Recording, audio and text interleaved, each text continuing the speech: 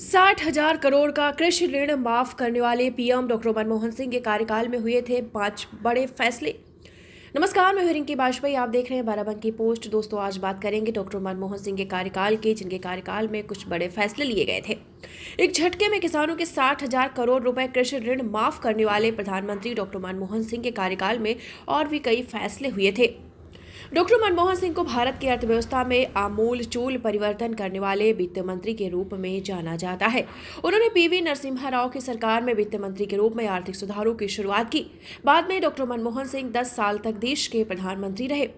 उनके कार्यकाल में यूपीए सरकार ने कई अहम फैसले किए, जिसने देश की दशा और दिशा बदल दी। ऐसे ही योजनाओं में राष्ट्रीय ग्रामीण रोजगार गारंटी योजना, नरेगा, सूचना का अधिकार अधिनियम, आरटीआई, आधार की सुविधा, प्रत्यक्ष लाभ हस्तांतरण, डीबीटी और कृषि ऋण माफी शामिल है। कृषि संकट चरम पर था। कर्ज में डूबे देश के किसान आत्महत्या कर रहे थे।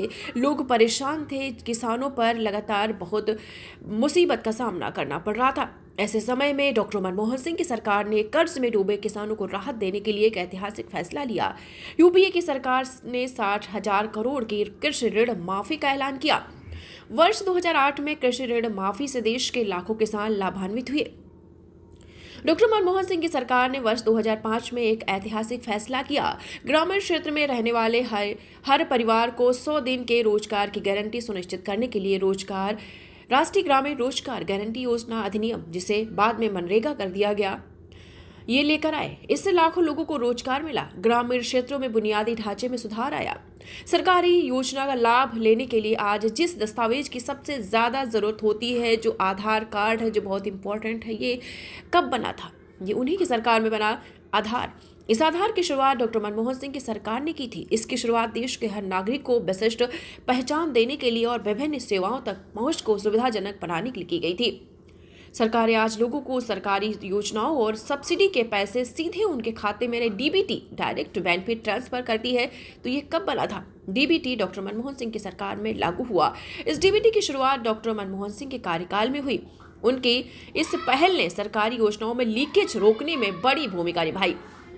सूचना का अधिकार, जो आप सभी जानते हैं, अगर आप कोई भी सूचना प्राप्त करना चाहते हैं, आरटीआई का अधिकार आपके पास है, आप भेज सकते हैं और आपके पास बहुत जल्दी वो जो सारी जानकारी आप चाहते हैं, आपको जानकारी मिल जाएगी। ये लागू हुआ था डॉक्टर मनमोहन सिंह की सरकार में 2005 में। सूचना का अधिकार यानी आरटीआई, नागरिकों को सरकारी संस्थानों से अगर जानकारी प्राप्त करनी है तो आप फटाफट इससे प्राप्त कर सकते हैं।